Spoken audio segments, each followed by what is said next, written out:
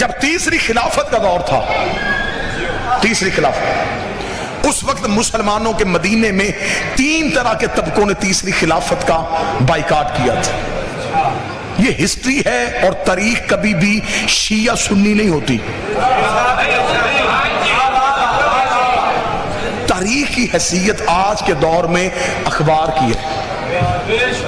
مورخ نے لکھا ہے واقعہ، ہم نے وہ واقعہ پڑھنا ہے، نتیجہ ہم نے آپ کے سامنے نکالنا ہے۔ تاریخ نے کہا کہ 3 طرح کے طبقوں نے تیسری خلافت کو قبول نہیں کیا۔ پہلا کس نے قبول نہیں کیا؟ پہلا ایک گروہ تھا نبی کی بیویوں کا، انہوں نے تیسری خلافت کو قبول نہیں کیا۔ وجہ کیا تھی؟ وجہ یہ تھی کہ تیسرے خلیفہ نے آتے ہی نبی کی بیویوں کے وظیفوں میں کمی کر دی تھی۔ بچے ساتھ ساتھ سنتے آنا، ساتھ ساتھ نوٹ کرتے آنا۔ تیسری خلافت کے دور میں نبی کی ازواج جو تھیں، انہوں نے تیسری خلافت کے ساتھ، حکومت کے ساتھ باقاعدہ معاہدہ اس لیے طے نہ کیا کہ انہوں نے وظائف میں کمی کر دی تھی، کیونکہ نبی کی ہر بیوی کو نبی کے بعد بیت المال سے وظیفہ ملتا تھا۔ ایک ہی نبی کی بیوی ہے جس نے وظیفہ نہیں لیا،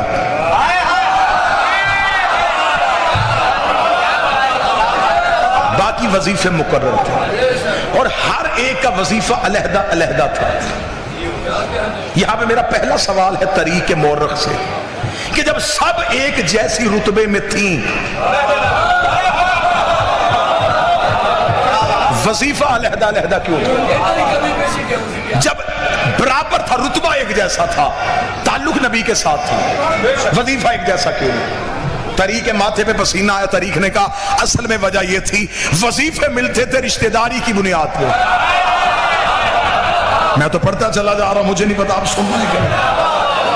وظیفے ملتے تھے جس کی حکومت سے جتنی رشتہ داری تھی اسے اتنا وظیفہ ملتا تھا۔ میں نے جملہ پڑھا، کوٹ شاہ میں 9 10 12 بندوں نے تائید کر دی کہ واقعتاً یہ ٹھیک ہے، رشتہ داری کی بنیاد پہ ملتے ہوں گے، لیکن بات اس سے بھی زیادہ تلخ ہے اور حقیقتیں بڑی کڑوی ہوتی ہیں، حقیقتیں بڑی تلخ ہوتی ہیں۔ اگر آپ مجھ سے پوچھیں کہ حقیقت کیا ہے تو مجھے غازی عباس کی علم کی قسم ہے، مناظرہ کرنے کے لیے تیار ہو، مباہلہ کرنے کے لیے تیار ہو۔ وظیفے رشتہ داریوں کی بنیاد پہ نہیں ملتے تھے، علی سے دشمنی کی وجہ سے ملتے تھے۔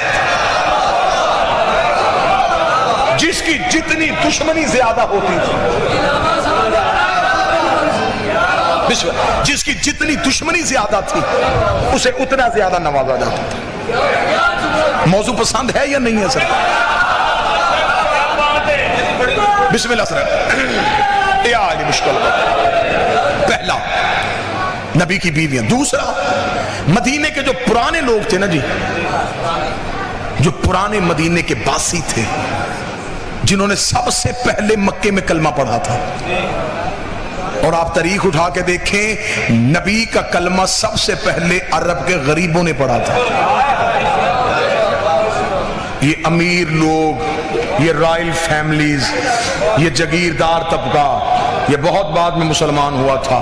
یہ مسلمان ہوئے تھے حکومت کی وجہ سے، غریبوں نے کلمہ پہلے پڑھ لیا تھا۔ وجہ کیا تھی؟ غریب عزت کا بھوکا ہوتا ہے، نبی نے انہیں عزت اتنی دے دی، اتنی عرب کے غریبوں کو نبی نے عزت دی کہ وہاں وہ ابو جہل کی اونٹنی کے قریب نہیں بیٹھ سکتے تھے، اور یہاں وہ نبی کے ساتھ بیٹھ کے کھاتے تھے۔ ابو جہل نے انہیں کہا اوے کس اللہ کو مانتے ہو؟ اسے کہا محمد کے اللہ کو۔ اسے کہا اوے غلاموں وہ نظر آتا ہے؟ انہوں نے کہا نہیں۔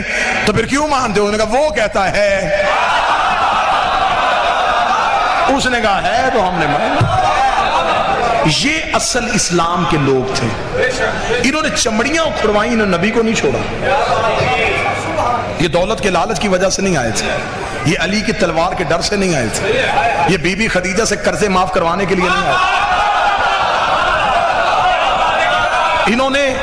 انہوں نے اسٹیٹ نہیں دیکھی، انہوں نے یہ نہیں دیکھا کہ یہ اسلامی سلطنت بن جائے گی، اسلامی حکومت بن جائے گی، ہم میں سے کوئی گورنر ہو جائے گا، کوئی وزیر خزانہ ہو جائے گا، انہوں نے یہ نہیں دیکھا۔ انہوں نے صرف کردار مصطفیٰ دیکھا۔ ان لوگوں نے بھی تیسری خلافت کو قبول نہیں کیا۔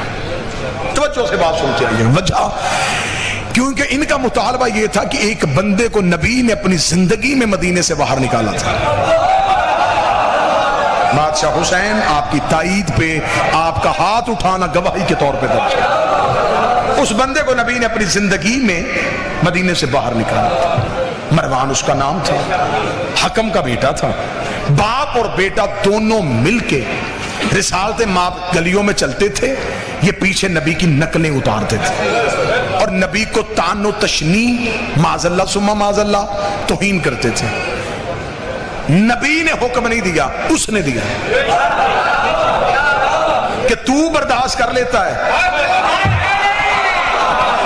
مجھ سے نہیں. انہیں مدینے سے باہر نکال, انہیں مدینے سے اتنا باہر نکال کہ تیرے بعد جو بھی تیری جگہ پہ آئے وہ ان کو مزید باہر نکال دے.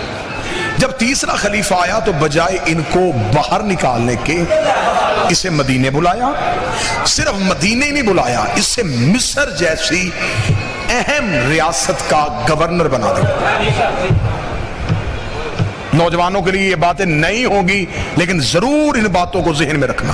یہ میں پوری تاریخ کا سفر لمحوں میں کرنے لگا ہوں. مصر کا گورنر بنا دیا. مصر اس دور کی سب سے مہنگی اسلامی ریاست تھی. سب سے زیادہ پیسہ مصر سے آتا تھا اور سب سے بڑے خائن کو اس کے اوپر گورنر بنا دیا. مدینے کے لوگوں نے جو پرانے رہنے والے تھے وہ اکٹھے ہو کے آئے حضرت محمد بن ابی بکر کے پاس. کون کہتا ہے کہ ہم صحابہ کا احترام نہیں کرتے؟ بسم اللہ. محمد بن ابی بکر کے پاس اور انہوں نے آ کے محمد بن ابی بکر سے کہا کہ آپ جا کے مولا علی سے کہیں کہ اسے کہے کہ اسے مصر کی گورنری سے ہٹائے.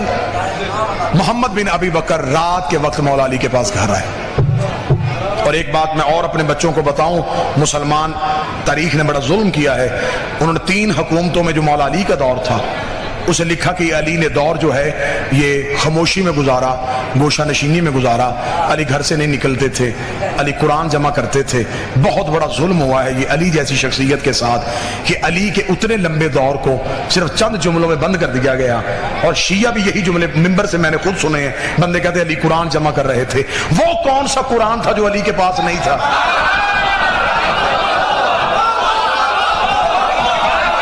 میری سمجھ میں آج تک یہ فلسفہ نہیں آیا کہ وہ کون سا قرآن تھا جو علی جمع کر رہے تھے. قرآن تو سارا علی کے سینے میں, بلکہ علی خود قرآن کا جسم تھا. علی کہاں سے قرآن جمع کر رہے تھے؟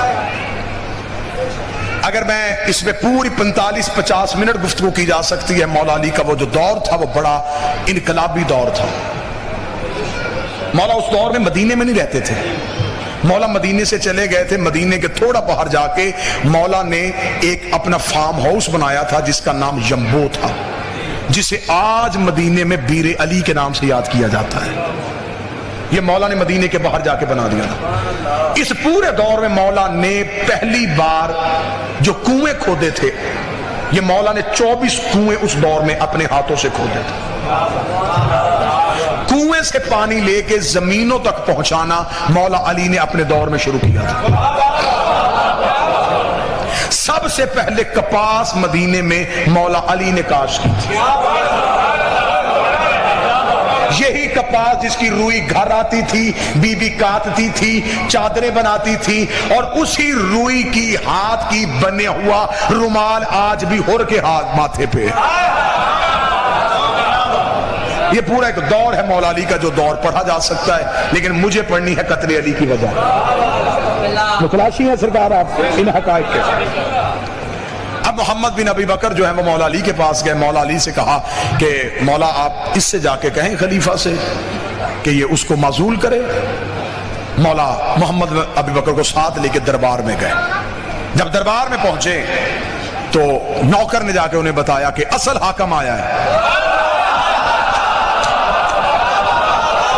جو بندے سر ہلا رہے ہیں وہ تھوڑی دیر کے لیے اگر جاگ جائیں تو ان کے لیے بہتر ہے.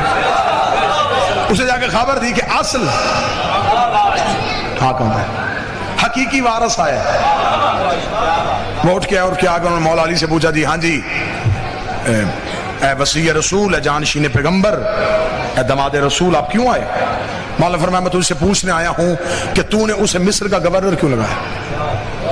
اس کا آپ حکم کرتے ہیں تو ہم اسے ابھی عہدے سے ہٹا دیتے ہیں.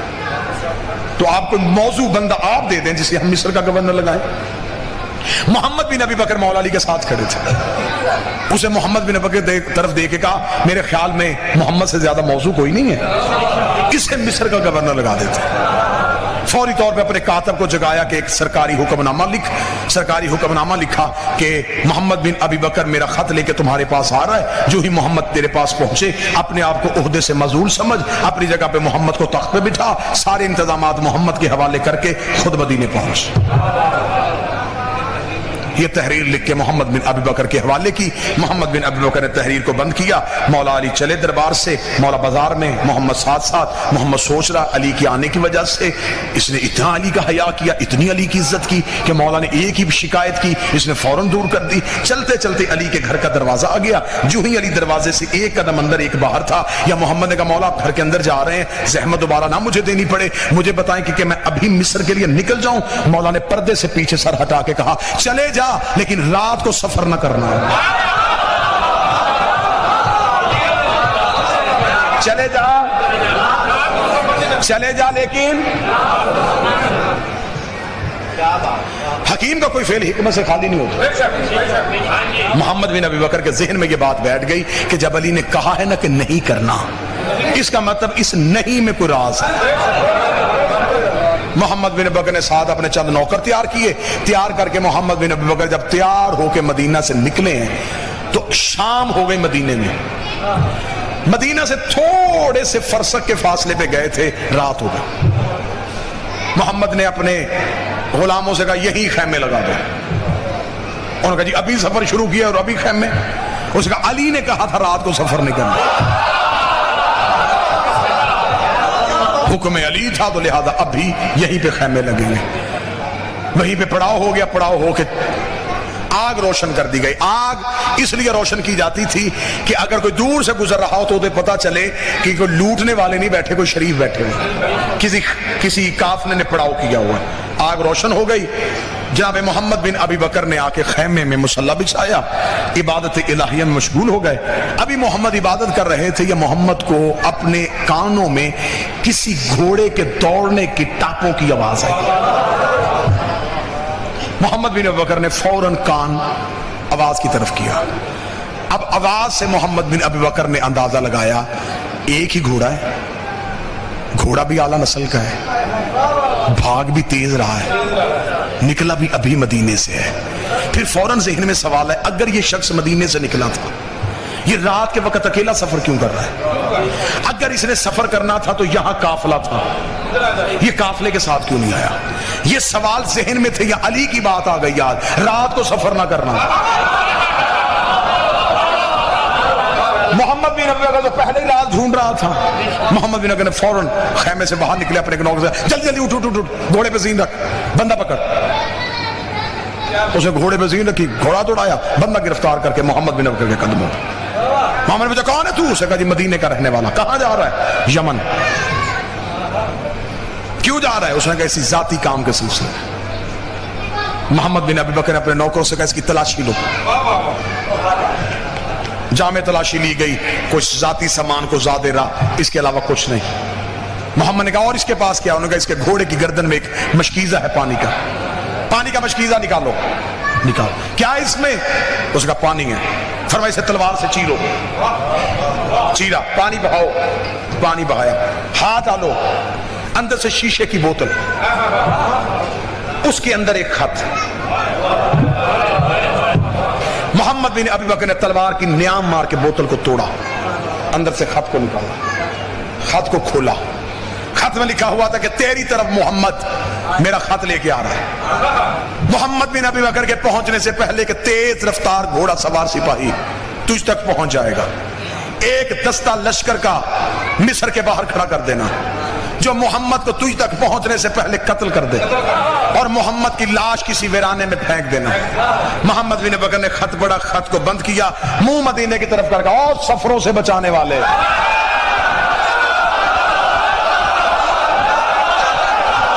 اور نیتوں کے لہجے سننے والے, اور ارادوں سے باخبر, اے نوکروں کی عزتیں رکھنے والے, بادشاہ حسین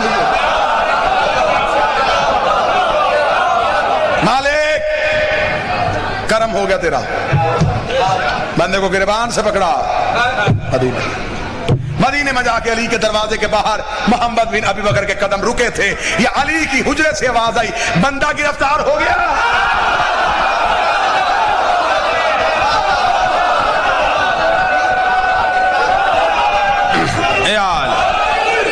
پسند ہے موضوع کے نہیں بچا، بندہ گرفتار ہو گیا، اس نے کہا یا علی بندہ گرفتار ہو گیا۔ علی باہر آئے، محمد نے قدموں پہ ہاتھ رکھے گا، مولا جب خبر تھی مجھے کیوں بھیجا؟ مولا مسکرا کے فرماتے محمد میں ثبوت کے بغیر حملہ نہیں کرتا۔ کہاں سے لا گئی دنیا علی جیسا امام؟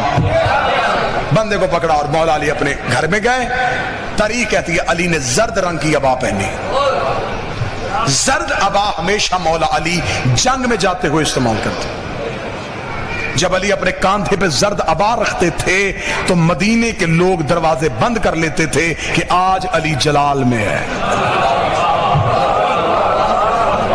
اس رات مولا نے زرد عبا اپنے کاندھے پہ رکھی، کاندھے پہ رکھ کے مولا دربار کی طرف گئے۔ دربار کے باہر نیزے بردار مشعلیں لے کے سپاہی کھڑے تھے، علی ٹھوکر سے دروازہ کھولا، اٹھاؤ اسے۔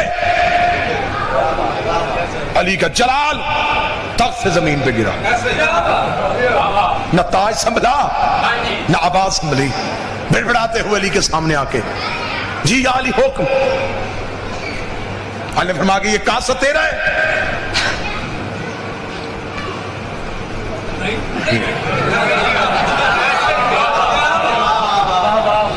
محمد خط دے،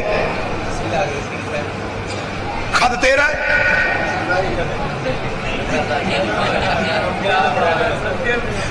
علی نے فرمایا چمڑا دربار کا ہے۔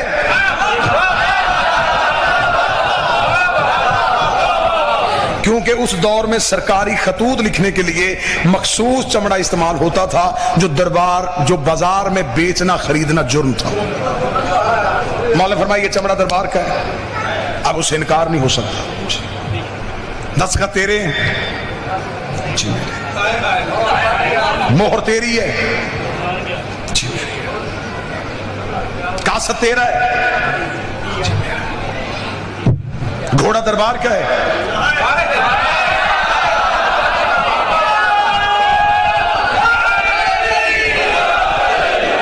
جی میرا۔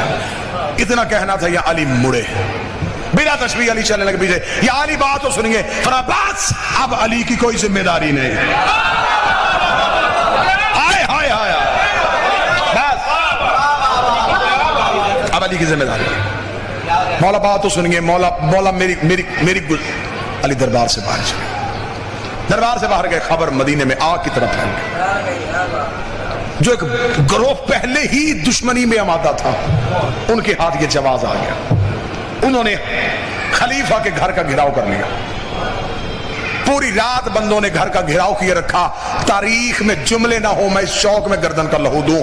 اس نے دیوار کے پیچھے ایک چیز رکھ کے اس پہ کھڑے ہو کے اونچی آواز میں کہا کوئی علی کو بتائے کہ میں پیاسا ہوں، کوئی علی کو جا کے خبر دے کہ میں بھوکا ہوں۔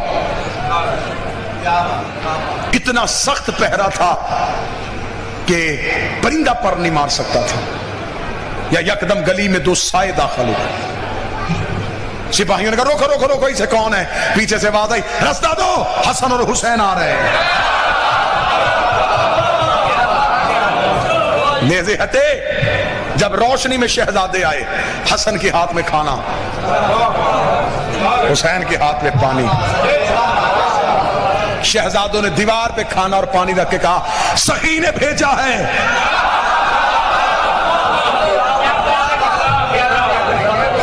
اس نے دیوار کے پیچھے سے کھڑے ہو کے آواز دے کے کہا شہزادو بابے کو بتاؤ میری جان خطرے میں ہے۔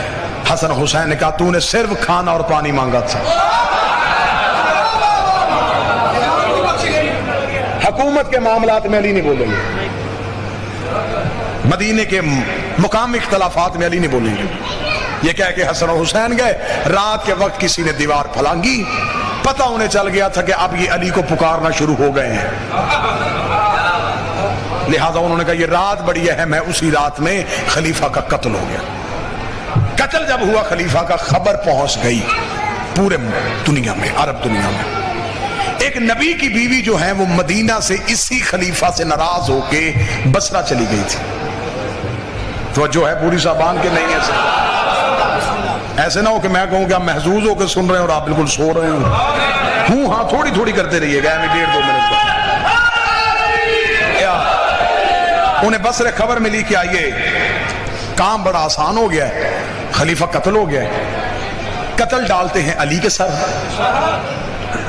علی کی دشمنی بھی پوری ہو جائے گی، وہ تو ہوئی حکومت پہ قبضہ ہمارا ہو جائے گا۔ یہ ایک پورا گروہ لے کے، ایک لشکر لے کے بصرہ سے روانہ ہو گئے، خبر مدینے پہنچ گئی۔ مولا نے ایک مخصوص صحابہ کا لشکر ساتھ لیا، علی نے رستے میں جا کے کہا انہیں مدینے داخل ہونے سے پہلے روکے۔ رستے میں ایک میدان میں جا کے دونوں فوجوں کا آمنا سامنا ہو گیا، کیونکہ وہ جو آئی تھی وہ اونٹ پہ بیٹھی ہوئی تھی، اونٹ کو عربی میں جمل کہا جاتا ہے، جس میدان میں جا کے وہ اونٹ رکا اسے کہتے ہیں میدان جمل، جس کی وجہ سے یہ جنگ مشہور ہے، جنگ جمل۔ اب وہاں پہ آ کے اونٹ کھڑا ہوا، اونٹ جب کھڑا ہوا تو اس سے پہلے رستے میں ایک لائن میں بھول گیا، میں ایک لمحے کے لیے واپس جاتا ہوں، ایک جگہ پہ گزرتے ہوئے اس اونٹ پہ کتے بھونکے تھے۔ اس بی بی نے طلحہ اور زبیر سے پوچھا یہ کون سی جگہ ہے؟ انہوں نے کہا مقام حواب ہے۔ اس نے لرز کے کہا آدھی رات کو مجھے محمد نے جگا کے کہا تھا جسے مقام حواب کے کتے بھونکے وہ حق پہ نہیں۔